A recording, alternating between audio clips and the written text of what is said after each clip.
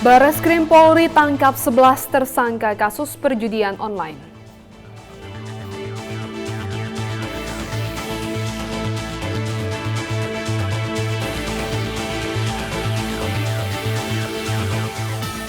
Polres Probolinggo tetapkan manajer wedding organizer sebagai tersangka kebakaran saat pre-wedding.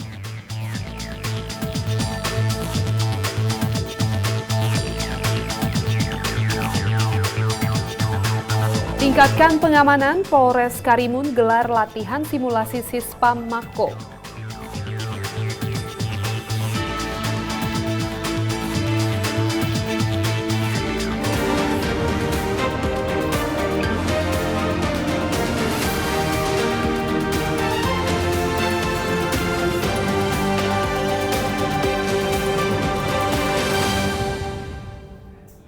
Selamat petang pemirsa, Presisi Petang kembali hadir edisi Jumat 8 September 2023. Selain 3 berita utama tadi, selama 1 jam ke depan kami juga telah menyiapkan sejumlah informasi terkini lainnya. Saya Ibda Albira Sabira dan inilah Presisi Petang selengkapnya.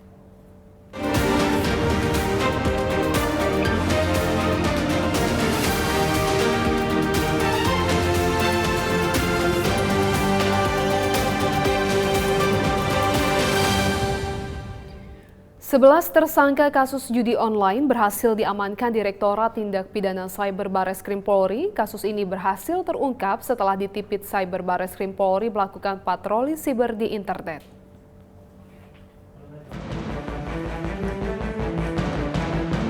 Direktorat Tindak Pidana Siber Bareskrim Polri melakukan konferensi pers pengungkapan kasus judi online di Gedung Bareskrim Polri Jumat siang 8 September 2023.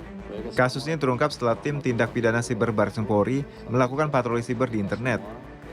Polisi kemudian melakukan penelusuran dan berhasil menangkap 11 tersangka di Denpasar, Bali. Dalam 8 bulan terakhir, tim tindak pidana siber Bareskrim Polri berhasil mengungkap 77 kasus dan menangkap 130 tersangka kasus judi online yang marak di internet atau website. Kita melakukan pengungkapan, kita melakukan penangkapan dan sudah dilakukan penahanan terhadap 11 orang ya, yang melakukan tindak pidana perjudian online.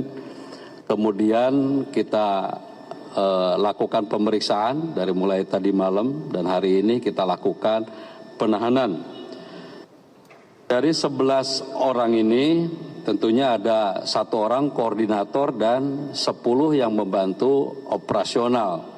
Koordinatornya adalah Saudara R, kemudian dibantu oleh AS, AP, AL, DN, kemudian IF, D, kemudian M, MA, MR, dan PS.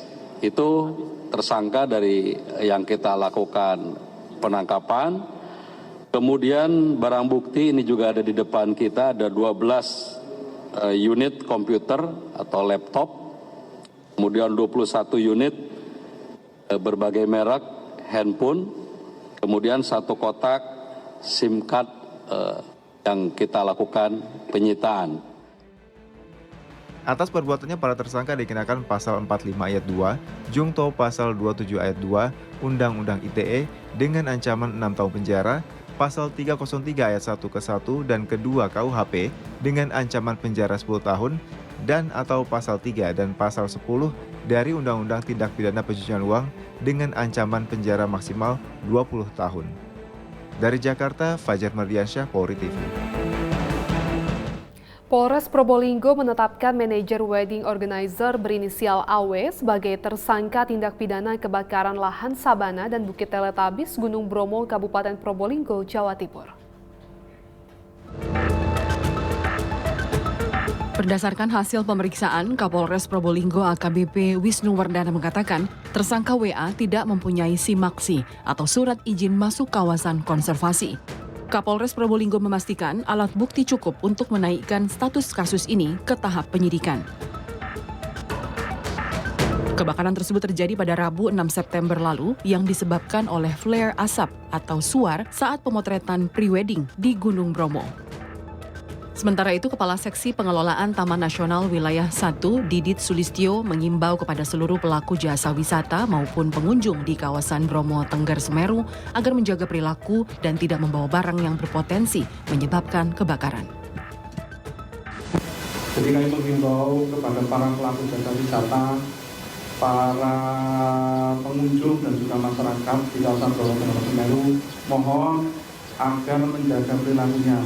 Jangan membawa atau melakukan tindakan dapat membahayakan dan menyebabkan potensi kebakaran. Pada waktu kebakaran, alhamdulillah petugas kami selalu siaga dan melakukan patroli.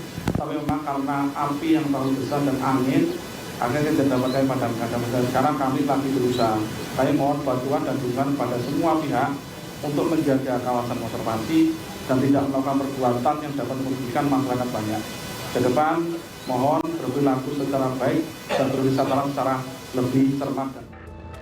Diketahui akibat flare yang dipakai saat foto prewedding tersebut, padang sabana di Bukit Teletabis Gunung Bromo seluas 50 hektar terbakar dan Balai Besar Taman Nasional Bromo Tengger Semeru untuk sementara menutup akses jalur pendakian Bromo demi keselamatan wisatawan.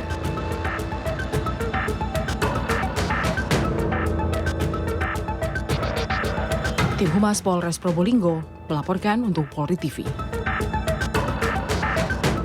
Pemirsa, kita beralih ke Batam. Kapolresta Barelang Kombes Pol Nugroho Tri menjelaskan situasi terkini pasca pembukaan blokir jalan oleh warga yang menolak relokasi. Kombes Pol Nugroho menyatakan situasi saat ini sudah kondusif.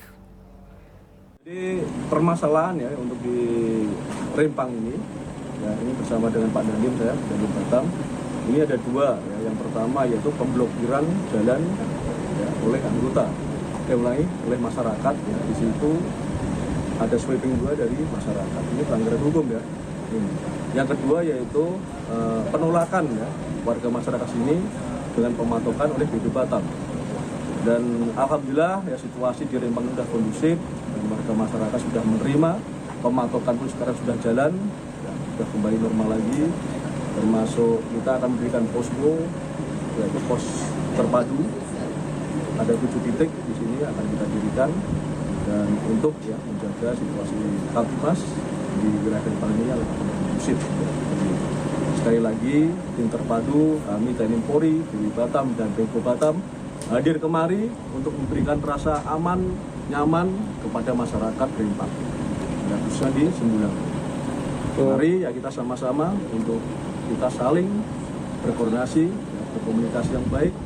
Ya silahkan, mungkin kalau ada pematokan, tokoh masyarakat atau agama mau melakukan pendampingan, silahkan. Ya. Jadi termasuk nanti pendataan ya, bagi masyarakat yang akan direlokasi, nanti akan dilaksanakan. Tetaplah bersama kami, Presisi Petang akan segera kembali.